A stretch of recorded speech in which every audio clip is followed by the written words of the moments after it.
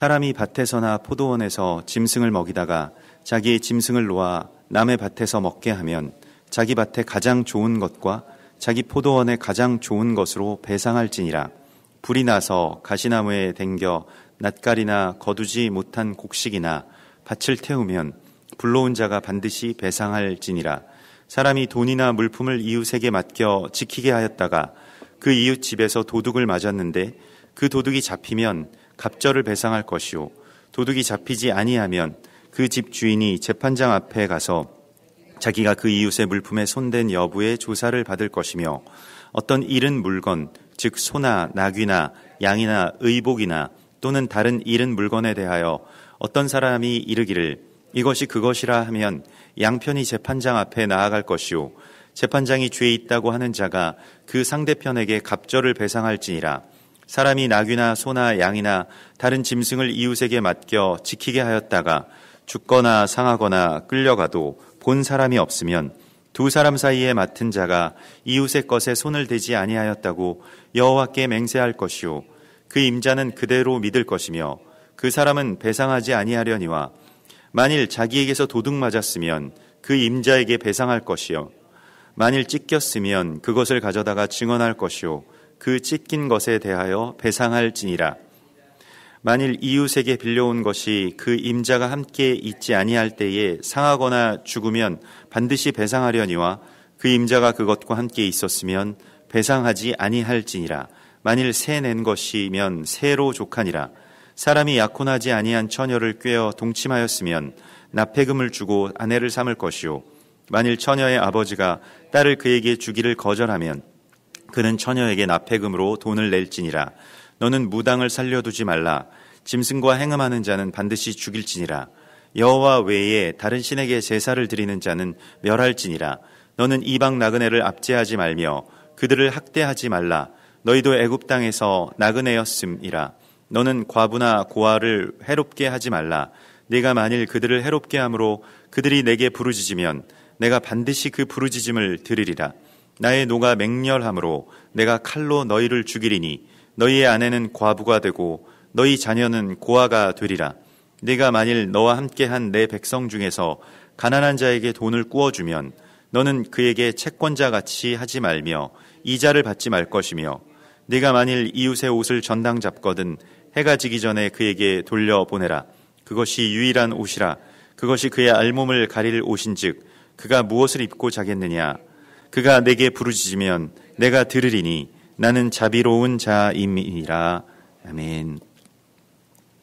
우리가 이번 주에 이미 시파팀의 말씀을 통해서 하나님께서 세우시는 나라, 또 그 나라의 백성들이 어떻게 살 것인가라고 하는 것에 대한 그러한 대답을 하나님으로부터 우리가 듣습니다. 그래서 정말로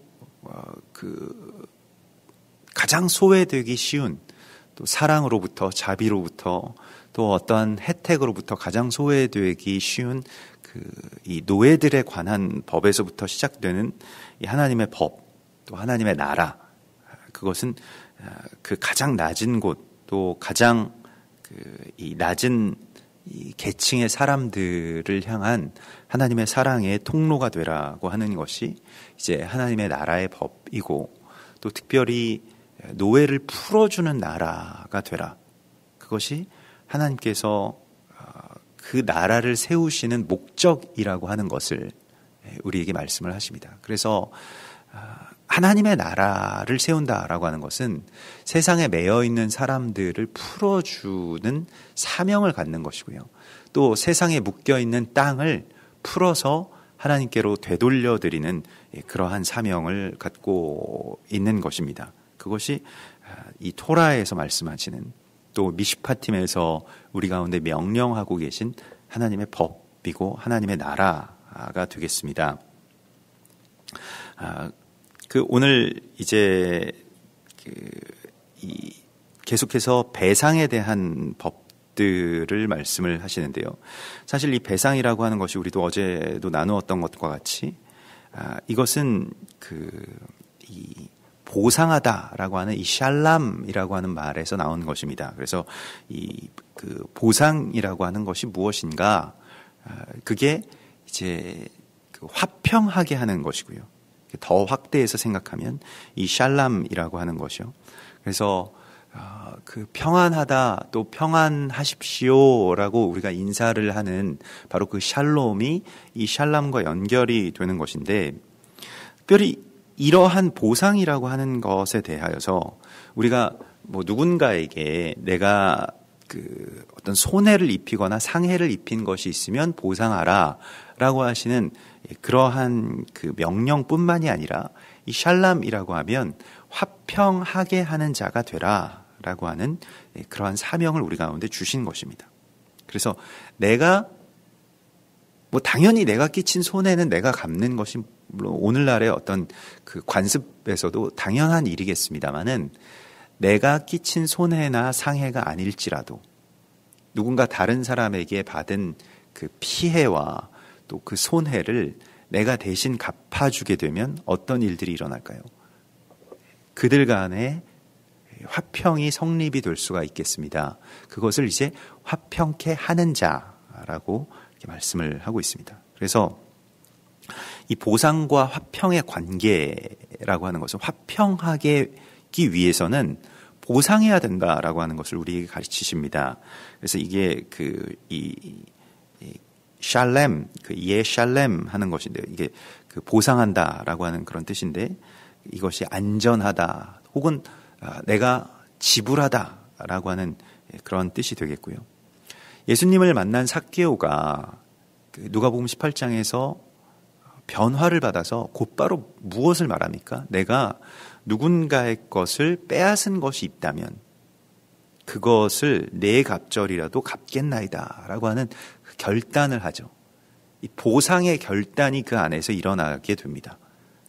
그래서 내가 그것을 갚는 사람이 되겠습니다. 전에는 내가 무슨 잘못이 있냐, 왜 나를 미워하느냐, 내가 뭐 그걸 속여서 빼앗은 것이 있느냐, 그냥 이 세상에서 다 그렇게 법으로 정해진 일들이다 라고 해서 세리의 일을 하고 있던 바로 그 삭개오가 나는 이제 내 갑절을 갚는 자가 되겠습니다. 네 배를 갚는 자가 되겠습니다 라고 그렇게 말하고 예수와 함께 동역하게 된 것이죠.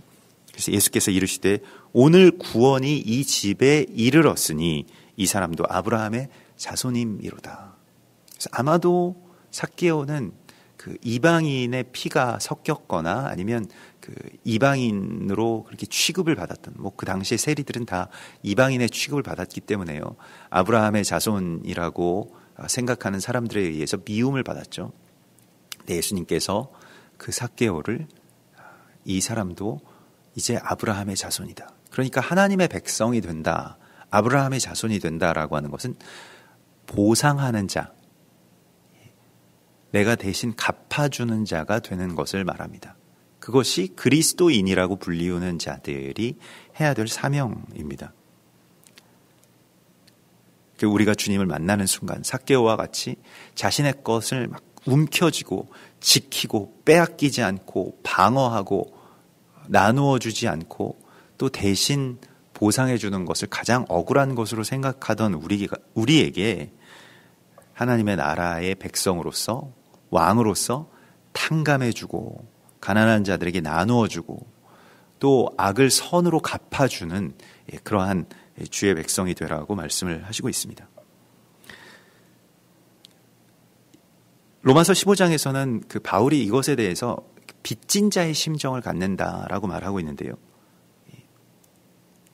그래서 만일 그들에게 그 바울이 나는 유대인에게나 헬라인에게나 다 빚진 자로 돼라고 말하고 있지 않습니까? 그 빚을 어떻게 갚을 것이냐, 그들에게 받은 그 은혜를 내가 어떻게 갚을 것이냐라고 하는 것에 대해서 정말로 그 유대인들을 위해서 기도하고요. 또 이방인들을 향해서 나아가는 그런 바울의 모습을, 그 빚을 갚으면서 나아가는 모습을 보게 됩니다. 로마서 15장 27절에서는 저희가 기뻐서 하였거냐, 또한 저희는 그들에게 빚진 자니 만일 이방인들이 그들의 영적인 것을 나누어 가졌으면 육적인 것으로 그들을 섬기는 것이 마땅하니라.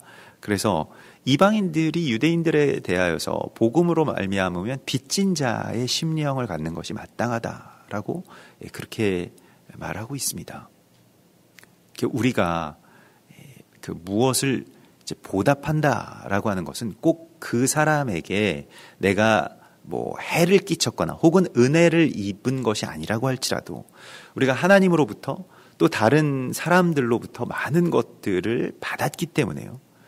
또 값없이 받은 은혜가 있기 때문에 그것을 또한 너희도 값없이 나누어 주는 자가 되라. 이것이 이제 보상이 되겠습니다. 이런 보상들이 유기적으로 일어나야 하는 것이죠. 그 당사자들 간에만 일어나는 것이 아니고요. 그래서 그 화목제라고 하는 것을 이제 그 화목제를 셀렘이라고 하는데요. 이 셀렘이라고 하는 것을 이 샬람에서 나온 것입니다. 그래서 갚는다, 보상한다라고 하는 그런 뜻을 갖고 있습니다. 그러니까 예수와께서 화목 제물로 하나님께 드려지셨다라고 할 때 우리의 죄값을 대신 갚으신 것이 되지 않습니까? 우리도 하나님께 다시 이제 그 사람들의 죄값을 대신 갚는 자가 되는 것. 그래서 그러한 관계를 회복하게 하는 제사, 그 화목제의 제사를 드리라고 말씀을 하십니다. 그리고 이제 도둑에 대해서요. 누군가의 것을 그렇게 그 도둑질한 것에 대해서 그것을 반드시 갚으라고 말씀을 하시는데요. 이 에베소서 4장 28절에 보면 이 도둑질에 대한 것에 대해서 더 확대해서 우리에게 말씀하시는 것이 있습니다. 얼마 전에 이제 우리 유대인 제사장 가문의 가이 코헨 목사님이 이제 오셨는데 다음 날 이제 어디 모셔다 드리기 위해서 아침에 식사하면서 이런저런 이야기들을 할 때 갑자기 에베소서 이 4장 28절을 한번 펼쳐서 보자고 얘기를 하더라고요. 그래서 같이 이제 그 말씀을 펼쳐서 보았는데 이런 말씀이 나왔습니다. 도둑질하는 자는 다시 도둑질하지 말고 돌이켜 가난한 자에게 구제할 수 있도록 자기 손으로 수고하여 선한 일을 하라. 그래서 저는 앞에 이제 도둑질에 대해서 나오니까 나는 도둑질한 게 없는데 이 말씀이 맞느냐 제가 다시 한번 이제 이렇게 그 히브리어로 펼쳐서 보여줬더니 이 말씀이 맞다는 거예요. 그래서 이 말씀이 그렇게 은혜되는 말씀인가? 도둑질하는 자는 다시 도둑질하지 말라. 내가 도둑질하는 게 없는데 왜 그럴까? 그랬더니 뒤에 보니까 가난한 자에게 구제할 수 있도록 자기 손으로 수고하여 선한 일을 하라라고 말씀을 하시고 있습니다. 도둑질이라고 하는 것이 우리가 남의 것을 훔치는 일이 일반적으로는 잘 없겠죠. 그런 일도 하지 않아야 되겠습니다만은 그러나 남에게 나의 손을 펼쳐서 구제하지 않는 것을 신약에서는 예수께서는 그것이 도둑질이다라고 말씀을 하고 있습니다. 저는 그런 생각을 별로 이렇게 가져보지 못했었는데요. 성경을 자세하게 보니까 그 앞전 말씀이 마귀에게 틈을 주지 말라는 말씀입니다. 그러니까 내가 누군가의 것을 도둑질했다고 우리 다 방어적으로 그렇게 생각하면서 마치 삭개오처럼 나는 아무 잘못이 없고 나는 사람들의 것을 빼앗은 게 아니고 그냥 합법적으로 내가 살아왔을 뿐이다 라고 생각하면서 우리 다 그렇게 살아왔습니다. 그러나 내 손을 뻗어서 이 손을 뻗는다라고 하는 것은 힘을 다한다는 뜻입니다. 그렇게 누군가를 돕는 자가 되었는가? 우리 이것을 위해서 살아야 된다고. 교회는 이것을 위해서 존재하는 것이다 라고 가이 코헨 목사님이 말씀하시더라고요. 그래서 제가 아멘 했죠. 정말로 우리는 이러한 것들에 대해서 별로 이렇게 큰 죄책감도 없고 또 나는 그래도 좀 다른 도둑질하는 많은 사람들에 비하면 선한 편이 아닌가 이렇게 스스로를 위로하면서 또 자기를 의롭다고 여기면서 살아왔던 것에 대해서 우리가 돌이켜서 가난한 자에게 구제할 수 있도록 자기 손으로 수고하여 선한 일을 하라. 우리가 일해야 되는 이유도 자기 손으로 수고하여서 돈을 벌어야 되는 이유도 구제할 수 있도록, 가난한 자를 위해서 돕는 자가 될 수 있는 그 목적을 가져야 된다라고 하는 것입니다. 우리가 수고해서 일해야 되는 이유를 여기서 찾아야 됩니다.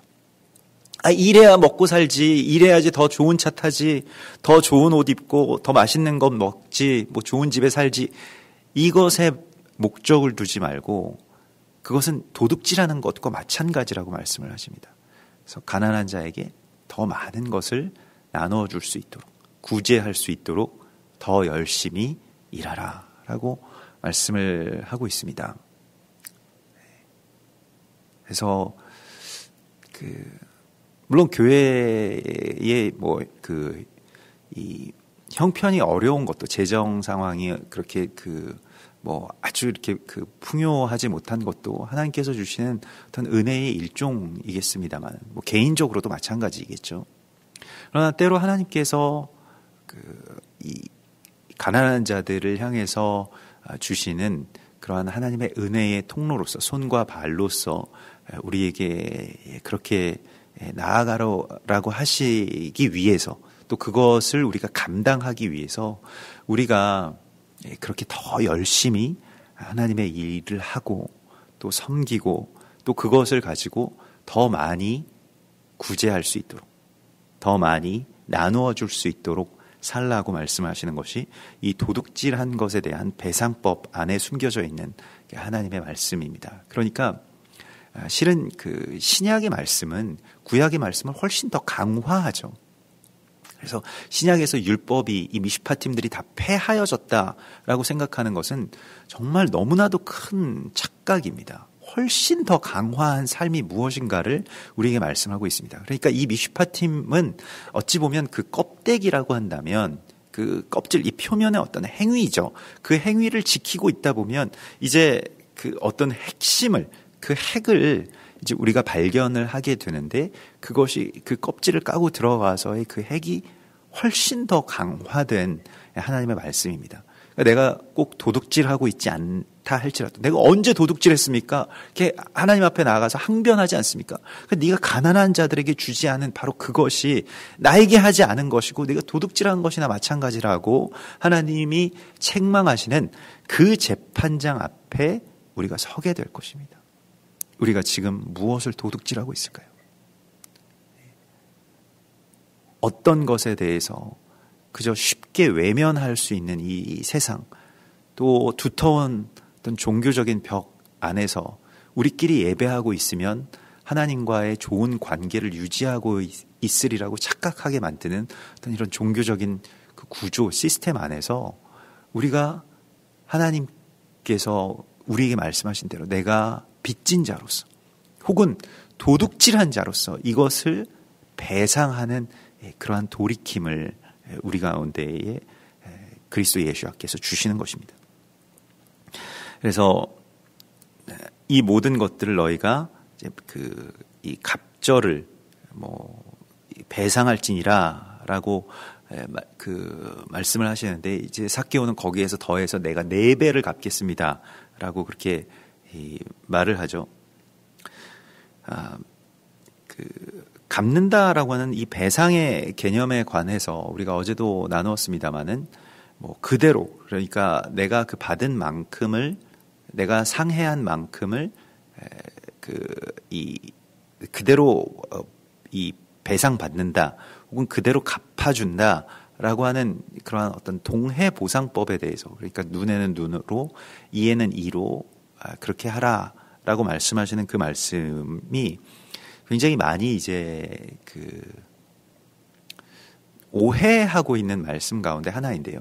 그러니까 내가 그만큼 받았으면 그만큼 되갚아주라라고 하는 그러한 말씀으로 그렇게 이해를 하게 되는데, 신명기 19장에서 보면 이 동해보상법에 대해서 이 모세가 더 깊이 있게 설교하고 있는 것을 보게 됩니다. 그래서 사람의 모든 악에 관하여는 한 증인으로만 정할 것이 아니고 2 증인의 입으로나 또는 3 증인의 입으로 그 사건을 확정할 것이라. 이것은 이제 2-3 사람이라고 하는 어떤 그 아주 법정 용어입니다. 그래서 나중에 두세 사람이 내 이름으로 모인 그곳에 나도 너희와 함께 있느니라 라고 말씀하시는 그 말씀이 사실은 그 교회의 원형이 되는 말씀인데요. 교회가 모여야 되는, 두세 사람이 모여야 되는 원형이 되는 말씀인데 그 두세 사람이 왜 모이느냐? 그 두세 사람의 모임이라고 하는 것이 무엇이냐? 이 미시파 팀의 법정인 그 증언석에 서게 되는 것을 말합니다. 그래서 거기에서 뒤에 나오는 신명기 19장으로 돌아가서 뒤에 나오는 말씀이 만일 위증하는 자가 있어서 어떤 사람이 악을 행하였다고 말하면 이라고 시작되는 말씀입니다. 그러니까 그 법정에서 어떤 사람이 그 증인들이 어떤 사람의 악이 있다라고 말하는 것에 대해서 그냥 전제로 그것은 그냥 위증이다 이렇게 말씀을 하고 있는 거예요. 그러니까 위증으로서 그 사람이 악하다라고 말하는 사람이 있다면 이게 뭐 표면적인 것이겠습니다만은 더 나아가서 그래서 재판장이 자세히 조사하여 재판장이 이제 조사를 합니다. 그래서 그 증인이 거짓 증거하여 그 형제를 거짓으로 모함한 것이 판명되면 그가 그의 형제에게 행하려고 꾀한 그대로 그에게 행하여 너희 중에서 악을 제하라. 그러니까 이 사람을 정죄한 그 죄가 악이고 그 악을 제하라. 그래서 그 뒤에 나온 말씀이 내 눈이 긍휼히 여기지 말라. 생명에는 생명으로, 눈에는 눈으로, 이에는 이로, 손에는 손으로, 발에는 발로이니라. 어떤 것에 대해서 긍휼히 여기지 말고 그대로 갚으라고 말씀을 하십니까? 악하다고 위증한 자, 용서하지 못한 자, 정죄한 자에 대해서 그대로 갚아주라라고 말씀을 하고 있는 것입니다. 굉장히 사실은 무서운 말씀인데 내가 당한 대로 그 사람에게 갚으라는 말씀이 아니고요. 사실 반대의 말씀이었던 것입니다. 이것을 오랜 시간 동안 우리가 오역해 온 것입니다.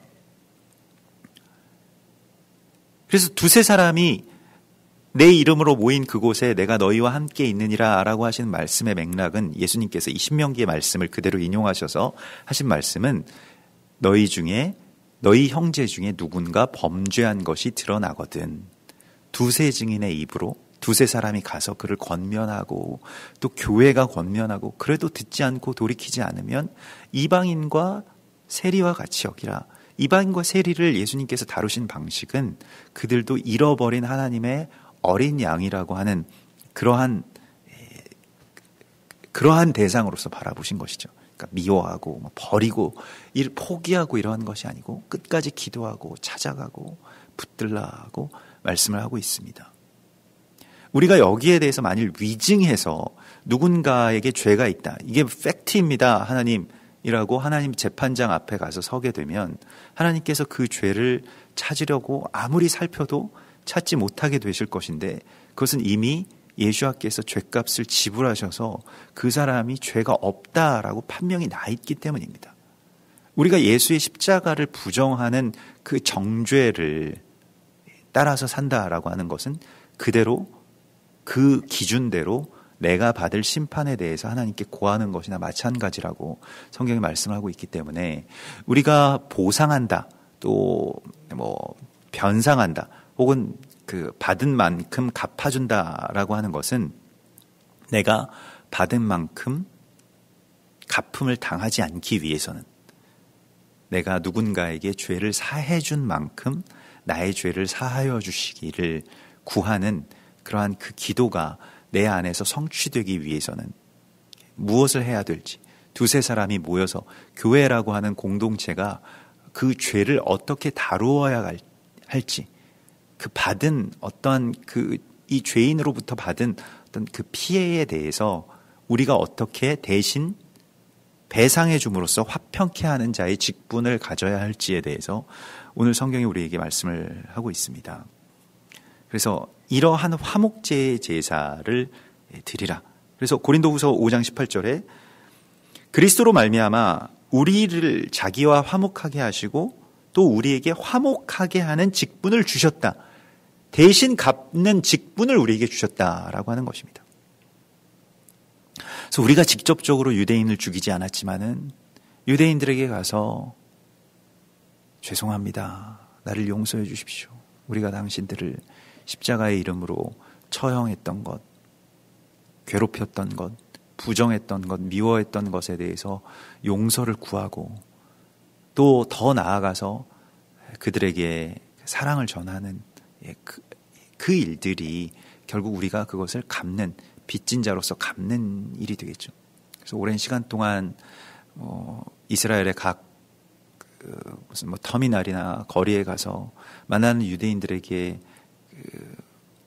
히브리어와 영어로 이렇게 편지를 써서, 손편지를 써서 죄송합니다라고 이렇게 이 회개 사역을 하시는 선교사님도 계시고요. 또 더 나아가서 이스라엘의 가장 중증 장애인들, 치매, 또 여러 어떤 그러한 뇌성마비나 장애를 앓고 있는 그런 이 시설들에 들어가서 오랫동안 무보수 자원자로 그렇게 섬기고 있는 그러한 한국 청년들, 그러한 한국 청년들이 있습니다. 이러한 것들이 다 우리가 빚을 갚는 일이겠죠. 빚진 자로 산다라고 하는 것이 무엇인지, 또 우리가 갚는 자로서 살아가는 그 기쁨이 무엇인지를 알기를 하나님께서 우리에게 원하시고 있습니다. 교회의 존재 이유는 형제가 그 죄를 범한 형제를 다루기 위해서입니다. 그의 죄를 내가 대신 지불하고, 죄값을 대신 지불하고, 대신 갚아주고, 또 어떻게 해서든 하나님의 아들로 그렇게 다시 세우기 위해서 두세 사람, 두세 증인이 서야 함을 그래서 말씀을 하십니다.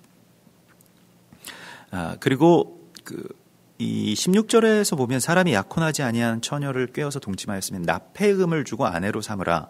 그래서 이 마하르라고 하는 건 이 결혼 지참금을 말하는 것인데요. 이 결혼 지참금, 그리고 이 지참금, 이 결혼에 대한 어떤 대가를 지불한다라고 하는 그러한 법이요. 17절에서도 보면 만일 처녀의 아버지가 딸을 그에게 주기를 거절하면 그는 처녀에게 납폐금으로 돈을 낼지니라. 그러니까 이 신부를 사기 위한 그 대가를 지불하는 것, 이것에 대해서 이 야곱의 딸 디나를 사랑했던 그 세겜, 하몰의 추장의 아들인 그 세겜이, 또 세겜과 그의 아버지가 창세기 34장에 보면 이 디나를, 당신의 딸을 주어서 아내로 삼게 하라. 아무리 큰 혼수와 예물, 이 마하르라고 할지라도 우리가 다 당신에게 드리겠습니다. 어떤 대가를 지불하고서라도 우리가 이 혼사를 성사시키고 싶습니다라고 그렇게 고백했던 사람들이 바로 이 세겜입니다.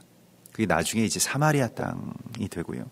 그게 이제 이방인들의 모습이 되겠는데, 여기에 대하여서 레위와 시므온이 그들을 할례를 받으라고 하고, 할례를 받은 그들을 찾아가서 다 죽이는 그러한 일들이 일어나죠. 이게 이제 한 세 사람의 파괴가 일어나게 된 것인데, 우리가 지참금을 주고 이 딸을 그렇게 아내로 맞이한다라고 하는 것이요. 이게 어떤 연합의 그 구조에 있어서 아주 굉장히 중요한 어떤 한 원리가 됩니다. 그러니까 연합이라고 하는 것이 또 동등한 관계로 서로 비즈니스적으로 그냥 윈윈하는 사이로 내가 이만큼 줄 테니 너도 이만큼 달라, 이것이 아니고요. 그냥 사랑 때문에 더 많이 사랑하는 자가 더 많이 빚지지 않습니까? 보통 일반적으로 부모들이 자식들에게 무슨 죄가 있다고 그 오랜 시간 동안 길러주고 돈도 주고 뭐 나중에 결혼도 시키고 결혼해서 애까지 봐주는 그게 뭐가 빚진 자로 그래서 무슨 그런 자식들을 많이 둔 자는 죄인 취급을 받는다고 요즘에 얘기를 하지 않습니까? 왜 그럴까요? 사랑하기 때문입니다. 더 많이 사랑하기 때문에 마치 빚진 자처럼 뭔가 이렇게 메인 것처럼 계속해서 퍼주고 부어줘도 그게 나에게 더 애틋한 마음, 죄송한 마음이 생기고요.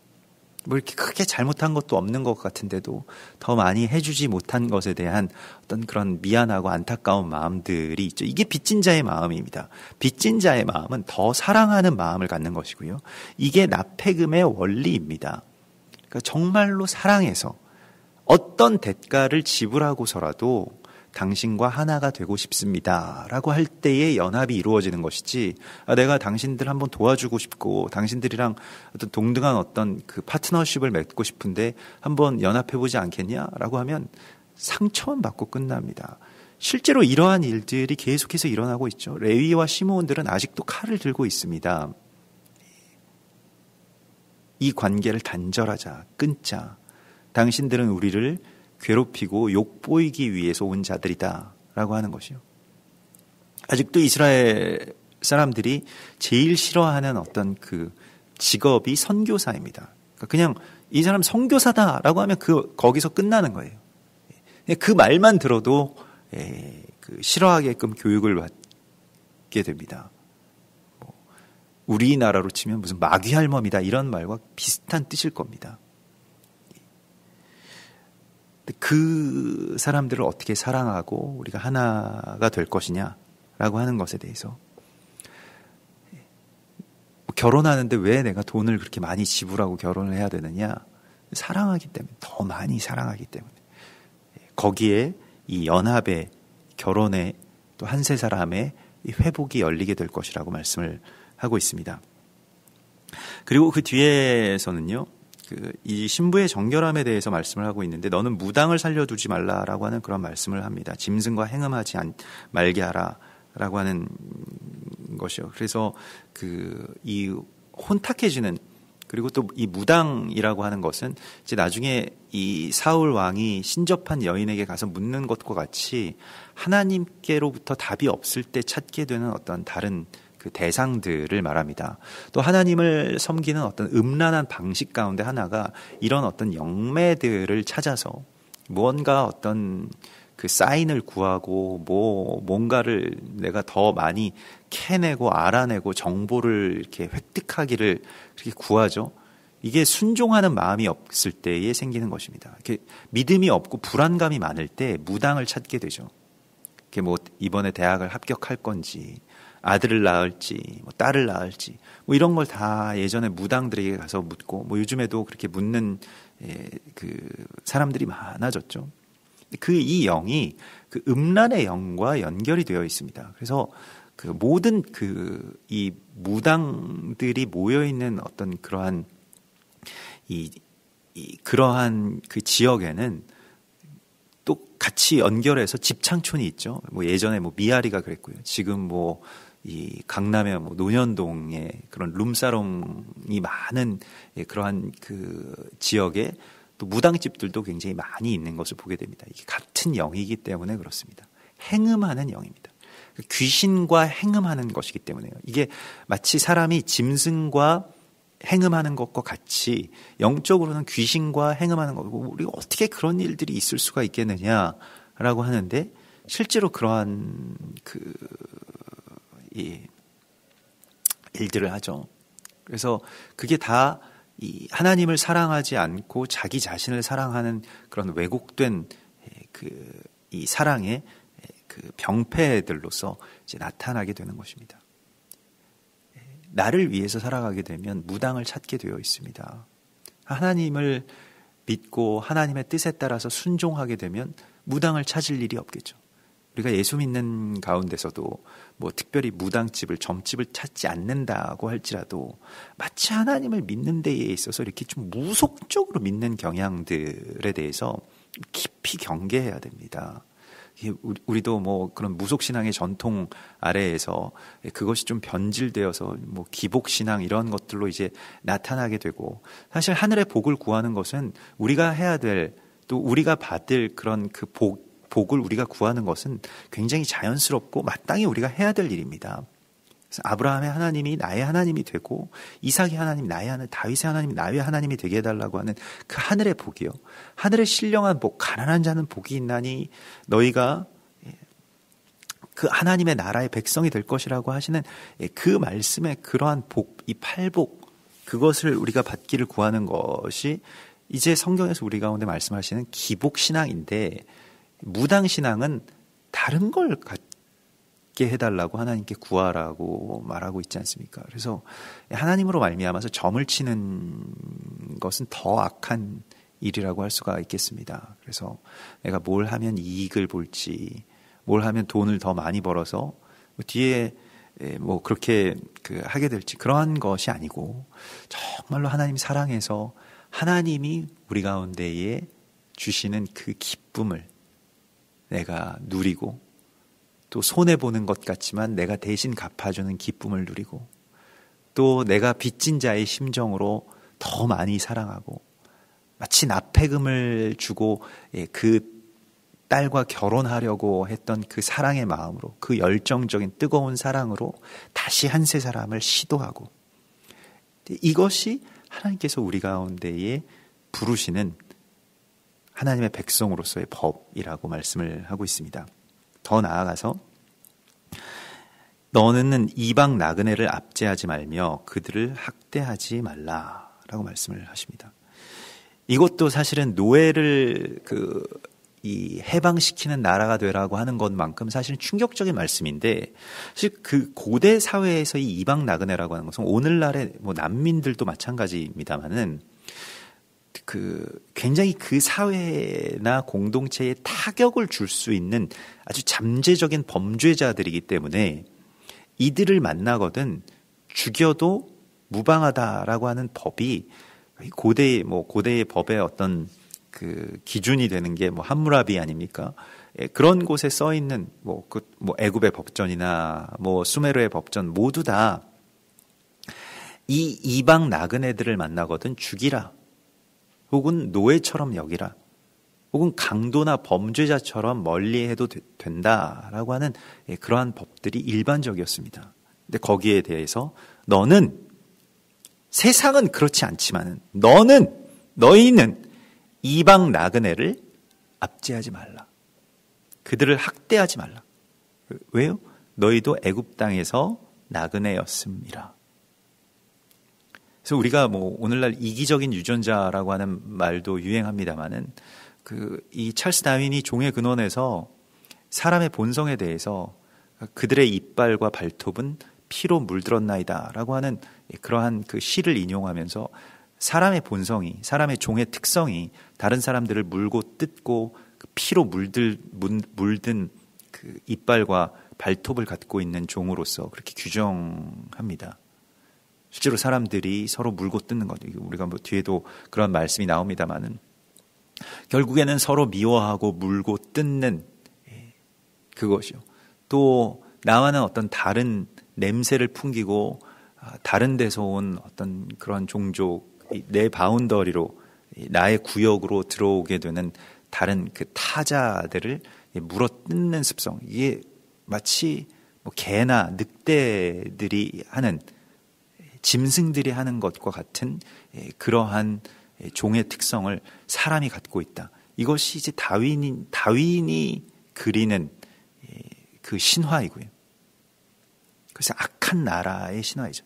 사단이 만들고 싶은 그러한 나라일 겁니다. 하나님의 나라, 하나님의 왕국은 다른 나라입니다. 그들을 사랑하고 그들을 마치 나처럼 여기라.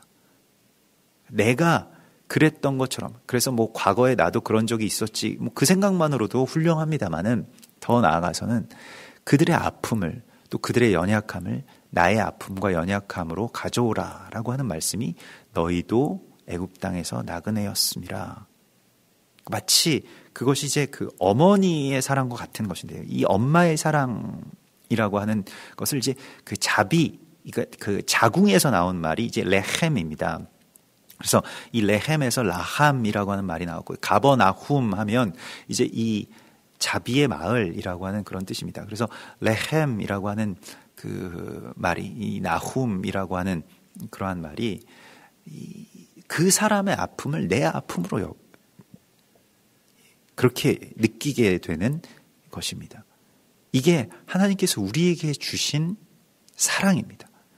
그리고 우리에게 주시는 기적과도 같은 마음인데 다른 짐승들에게 없는 이빨과 발톱을 피로 물들이지 않고 내가 대신 그들을 희생하고 그들을 받아들이게 되면 사실은 우리가 어떻게 될지 알지 못하는 그런 어떤 그 무법자들을 우리가 받아들이게 되면 우리가 다 타격을 입지 않을까. 오늘날의 난민 문제도 이러한 부분들이 굉장히 첨예하게 얽혀 있죠. 특별히 난민을 받아들이는 데에 있어서 특히 이슬람에서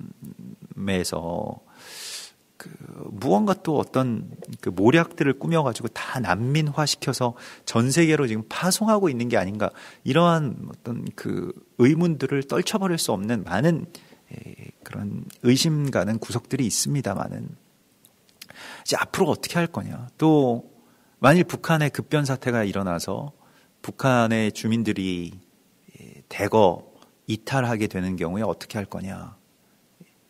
어떻게 할 거냐가 아니고요. 일본과도 같은 나라나 일본이나 중국 같은 나라는 어떻게 막을 거냐, 어떻게 죽일 거냐, 어떻게 넘어오지 못하게 할 거냐에 대해서 다 플랜을 세워놓고 있죠.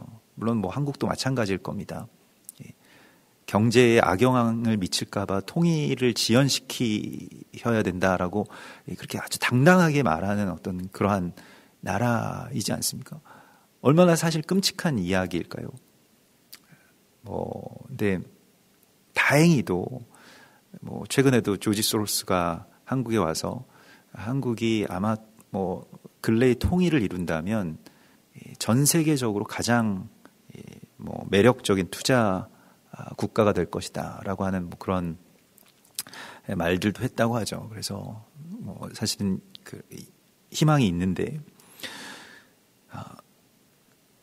오늘 주께서 우리에게 말씀을 하시는 것은 내가 만일 그들을 해롭게 함으로 그들이 내게 부르짖으면, 이 23절의 말씀인데요. 내가 반드시 그 부르짖음을 들으리라. 그러니까 이게 하나님께서 땅이 호소하는 소리를 들으신다라고 하는 말씀과 연결되는데요.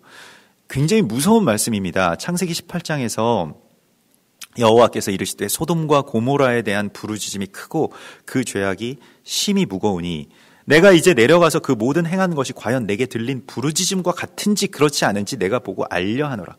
소돔과 고모라가 부르짖었을까요? 그곳에 의인 10명이 부르짖을 사람이 있었을까요? 없었습니다. 아무도 부르짖지 않는 땅이었는데, 그런데 땅이 부르짖는다는 겁니다. 그곳에 흘린 피가, 땅이 그 피를 흡수하게 되고요. 땅은 하나님께 부르짖도록 하나님이 그렇게 디자인해서 창조하셨습니다. 그래서 땅에 어떤 인격이 있는 것은 아닙니다만은 어떤 시점이 돼서 피를 머금으면 피가 호소하도록 그렇게 하나님 만들어 놓으셨다는 것이죠. 창세기 4장 10절에 보면 이르시되 내가 무엇을 하였느냐, 가인에게 말씀하시는 것입니다. 내 아우의 핏소리가 땅에서부터 내게 호소하느니라. 땅이 그 입을 벌려 내 손에서부터 내 아우의 피를 받았은즉 네가 땅에서 저주를 받으리라 라고 말씀을 하십니다. 땅의 저주라고 하는 것은 이러한 부르짖음, 그러니까 다른 사람들을 외면하고 죽이고 나그네들을 압제하고 고아와 과부를 돌보아주지 않았을 때 그들이 그 보호를 받지 못해서 피를 흘리게 되면 그것이 땅이 악해지는 것입니다. 그러니까 땅이 악해지는 것은 사람들이 막 악한 일을 행한다기보다는 그냥 우리처럼 사는 것이요. 그냥 외면하고 좀처럼 이렇게 보지 않으려고 하고 그냥 내가 나쁜 짓만 안 하고 살면 되겠지라고 생각하는 그 삶에서 빠져나오라고 말씀을 하십니다. 그래서 이 땅의 호소, 땅이 그 피 흘림을 받은 땅이 호소하는 그 호소를 그치게 하는 자가 되라고 말씀을 하시고 있습니다. 그래서 25절에서부터 27절의 오늘 말씀은 가난한 자에게 돈을 구워주면 그 돈 이자로 네가 배불리려고 하지 말고 이자를 받지 말라라고 말씀을 하십니다. 사실 희년이라고 하는 것, 면제년이라고 하는 것이 여기서부터 시작이 되는 것인데요. 내가 그것을 구워줌으로써 나는 아무 일도 하지 않고 그 사람의 가난함 때문에 내가 돈을 벌게 됩니다. 이것이 오늘날의 일반적인 어떤 금융이나 또 그런 그 돈 거래의 원칙입니다. 돈이라고 하는 것을 누군가가 가난한 자가 꾸어가게 되면 그것에 대해서 이자를 내게 되는 그런 구조가 되어 있습니다. 이게 물론 뭐 기업을 하다 보면 뭐 어디를 경영하다 보면 그 돈을 그렇게 운용해야 되는 그러한 때에 이자를 지불하는 것은 그것은 합리적인 일일 것입니다만은 가난한 자들이 돈이 없어서 그것을 꾸게 되고 또 사실은 그게 또 갚을 능력이 없기 때문에 더 많은 이자를 지게 되고 눈덩이처럼 이제 불어나는 어떤 그런 이자들 때문에 자살하고 그 피를 땅이 머금어서 하나님께 호소하게 되면 그 땅은 반드시 심판을 받습니다. 일반적으로 그런 땅의 심판은 그 전에 사람들이 숭배했던 화폐의 가치들이 급락하는 것입니다. 그게 작게는 무슨 경제공황, 우리 뭐 IMF 때도 보았습니다만은 그런 일들로 나타나고요. 더 크게 나타나게 되면 그 피해 호소에 따라서 전쟁이 일어나게 되죠. 그 전에 가지고 있었던 땅 문서, 뭐 가지고 있었던 어떤 뭐 돈들 다 가치가 없게 되는 그러한 일들이 일어나게 되죠. 소돔과 고모라처럼 뒤집어지게 되는 것이죠. 그래서 우리가 행할 일이 공의를 행하고 정의를 행하는 자, 미가서 6장 8절에 사람아 주께서 선한 것이 무엇임을 내게 보이셨나니 여호와께서 내게 구하시는 것은 오직 정의를 행하며 인자를 사랑하며 겸손하게 내 하나님과 함께 행하는 것이 아니냐라고 우리에게 물으십니다. 우리가 이런 일들을 이렇게 만날 때에 그래서 국가가 변해야 되고 돈 많은 사람들이 변화돼야 되고 안 변합니다. 여러분 변한다고 해도 똑같이 됩니다. 이 구조 안에서는 그냥 자리만 이름만 바뀌는 것이지 똑같이 되게 되어 있습니다. 성경은 위로부터의 개혁을 절대로 말씀하고 있지 않습니다.